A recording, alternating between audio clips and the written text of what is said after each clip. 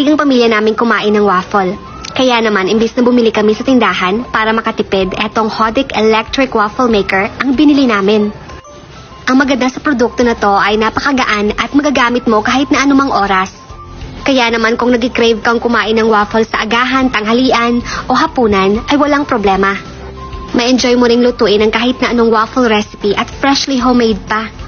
Ito rin ay non-stick ay napakadaling gamitin at napakadali ring linisin. Kapag may sarili kang waffle maker ay masisigurado mo ang kalinisan at dekalidad na sangkap na yung niluluto. Meron kasing ibang waffle na masyadong greasy ang pagkakaluto. Gamit ang Hodic Electric Waffle Maker ay gumawa ako ng 3 klase ng waffle katulad ng cheese flavor, hotdog at tsokolate.